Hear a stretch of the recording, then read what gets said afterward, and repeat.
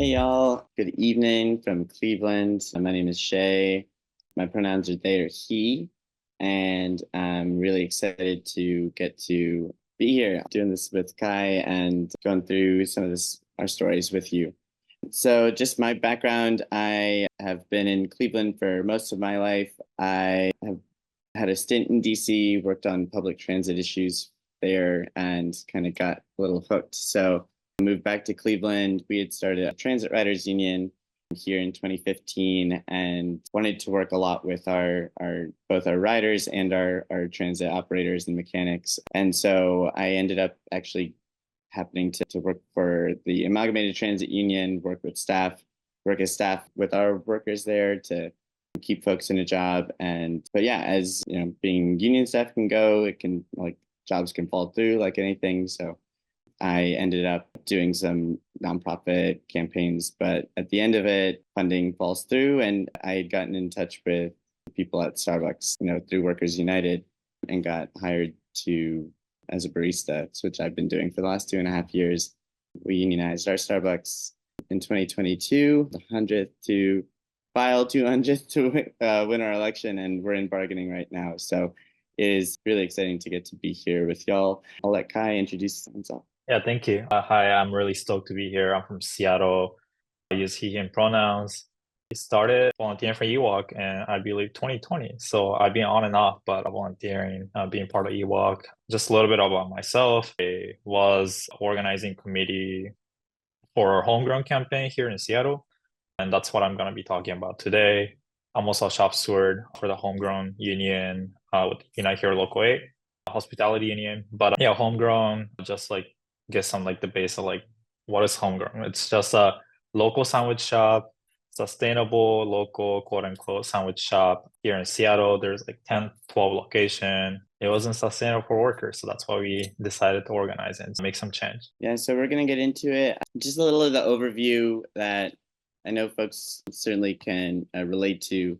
And it sounds like folks from across the country. So we're going to certainly be sharing a lot of different contexts that we're operating in and that are becoming increasingly volatile. And so, yeah, all of us as workers are being impacted every day by, more volatile climate. The climate crisis is impacting us both at work and in our life. I can recall the Iowa floods of '92. I was born there, and like, those were supposed to be 100-year floods. Now those happen every 6 years. So that's just major. Isolated workers, unprotected. Y'all know this, but it's we see, say a polar vortex that has happened to take out one of my coworkers' pipes and apartment and leave them totally, yeah, isolated, and their shop was turned against them by Starbucks. So we're going to go through especially this last part, and Kai's really going to bring this for how organized workers are effectively challenging their boss at work and making sure there's climate action.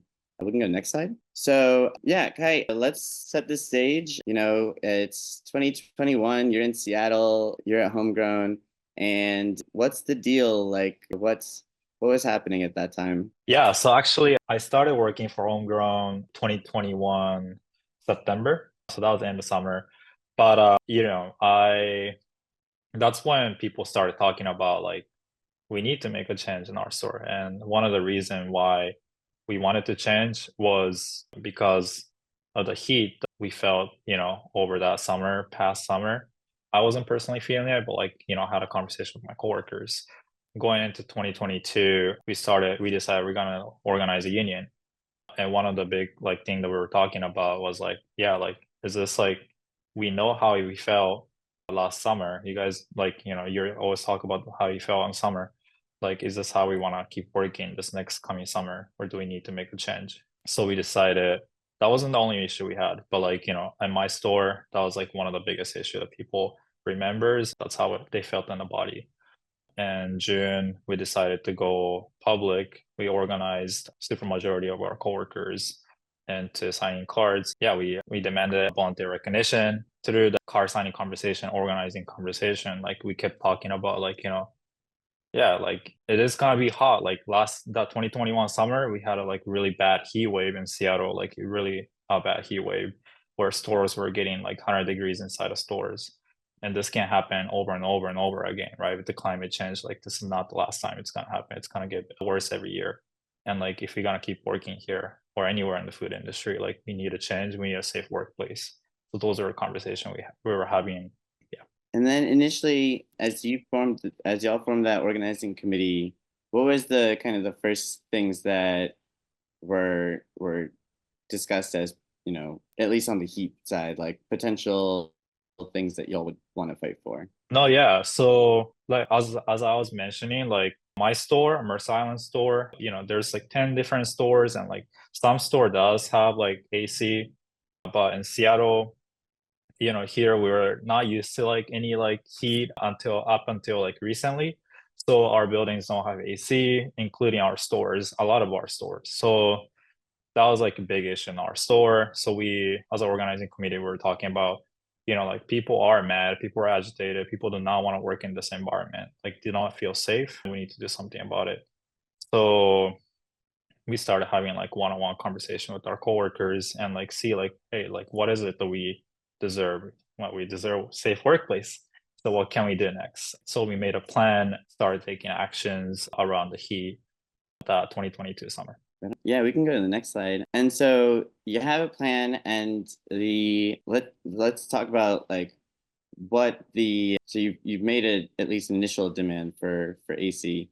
And as you were escalating, what was the way that the company was responding? And what was like how did they meet y'all on that? Yeah, like you say, yeah, we made a demand. Our demand was simple: is we need an AC, we need a safe workplace.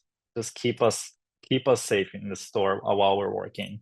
The company responded with giving us cut fruits. One day they surprised us with like some cut fruits, like cut watermelon and peaches, and like here, make sure you eat this. Like come over whenever you feel like you're tired and come eat it. Like they got us like Gatorade, popsicles, a visor, and then they end up buying a fan to keep airflow on the line. That did not change. Honestly, in slightest bit, it was still hot in the line, and we were temping the line, and we can feel it too. We can see it with our own eyes. It's 80 degrees, 90 degrees, 100 degrees.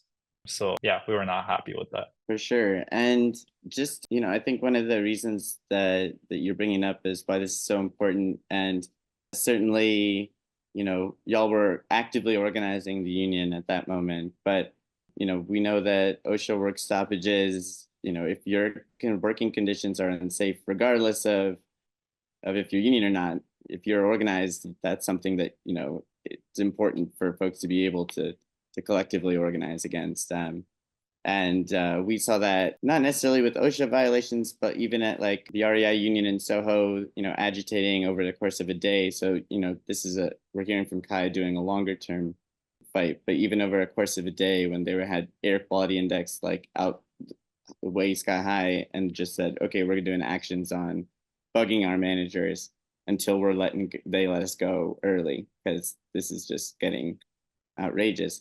And so now that you got these suggestions and visors, and can you talk about like what the pivot was in terms of you're going into bargaining and like what was required to win, and I won't give the story away, but to win anything for your crew? Oh yeah. So right, like after those little carrots, like little treats that we got to, so we can shut up. Like we were not done with like that's not right. So we decided we were gonna take actions in our store.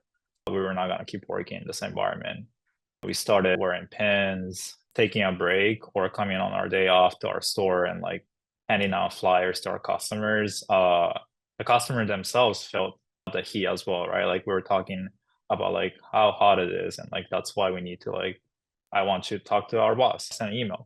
We were having a conversation, we started picketing, and then with all the organizing, we were ready to go on strike. People were like really pissed off enough that they decided, we all decided to walk out. We picked a day and we shut down our store for a day. And yeah, so we did that action. Through that action, we won. Immediately we won, like ability to close the store when it gets really hot. With that organizing, right? And then we like you were saying, we got some concrete stuff on our contract. So moving forward, we won our union, kept taking actions, fighting for a contract, getting something concrete, safety language in our contract we can enforce. That's what we got is heat pay. So it's pretty cool standard that we have now in our contract where when it gets on the line, when it gets 82 degrees for more than an hour, so the bosses has ability to lower temperature for an hour. Past an hour, it's still 82 degrees. It happens a lot. Then we get time and a half for every hour that we work, every minute that we work under that condition. And also, right, like people, it's a penalty to the company, but people don't have to work in unsafe conditions. So people don't will not be penalized, discipline for going home if it's 82 degrees. If it's 86 degrees, it's a double pay, and you get if you decide to instead of working in double pay, if you decide to go home, you get to go home with a 1 hour pay or whatever remainder you shift. But yeah, these are pretty cool stuff.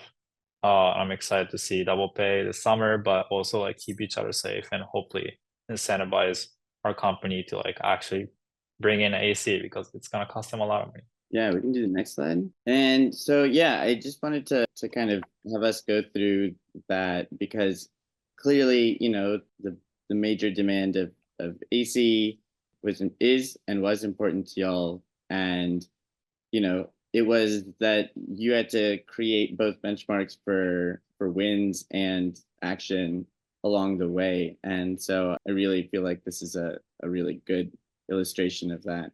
And would you say that you're more prepped than you would otherwise be in organizing for that AC and those working conditions to be safer than you would, do you Yeah. feel more prepared on this Yeah. dimension to fight and win than you otherwise would have been, if you With hadn't? other Yeah. issues. Yeah, yeah. I think so. Yeah. I think yeah. I mean, it's not only me. Like I felt that heat on the at work that summer in 2022. My coworkers, if they didn't feel the heat the year before, like they definitely did that year. We were lightheaded. We felt on our body. Like this was an issue that everybody cared about. It wasn't, it's not that it's just too hot, right? Like it's actually like I feel sick working here. Like it makes me lightheaded. Like we saw some of our coworker like throwing up on the shift. So like yeah, definitely like this was one of the big issue that we had. And people were really like excited to like fight for the AC. And then, yeah, before we kind of go into some other examples, I just wanted to ask how important you felt like the community was. Like you said, their shared experience, they're sharing some of this experience, not necessarily like you said on the oven line where it can get really hot, but they understand. And how important would you say it was to galvanize support, those customers to put pressure as well? No, I think it was really important. I mean, like we were taking the brand is like what we sell, that's homegrown sales, right? Like it's like expensive sandwich, sustainable and local, but like speaking true to our public, our community, that's like, no, it's actually your sandwich is not sustainable if your workers are getting sick. So we were having a really good conversation with our customer, our community member, our regular customer that we see every day, because they know how hot it is in the store. They don't know how hot it is on the line. Like you said, if you when you're working on the line, like it's different, but like even on the lobby, like they can feel the heat. It's an open kitchen, so they can feel the heat that we're feeling. And customers were surprised that there's no AC. The company's not giving us AC, but it was really important, yeah, to have that support and for our coworkers to also like know that like the community has our back. Hell yeah. We can hit the next slide. And I feel like we've been touching on these bits, but there's definitely ways to structure our demands. And when we're thinking on the shop floor, certainly like those are working conditions that like, the oven line, it's 100 degrees there. That's going to be something that only workers are experiencing at the job. But even being able to structure, the sense of like what is the company's way that it ostensibly is impacting the community, and then when the workers share what actual sustainability is, how much pressure is the company now under?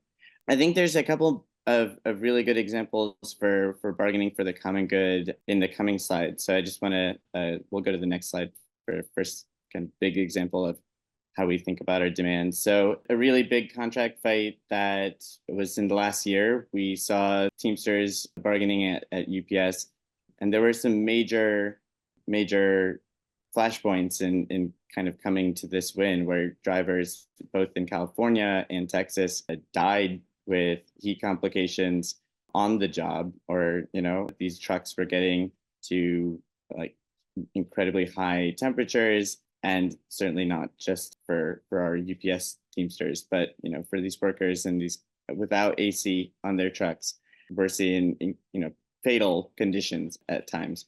And so this was actually a really it was a big moment and a big surprise when this was announced, even in the non-economic bargaining, that UPS were securing AC on all their trucks. I think a major fight that they still have is to, yeah, as it's in the chat, thank you very much, is to get those actually put in, and that workers are benefiting from those.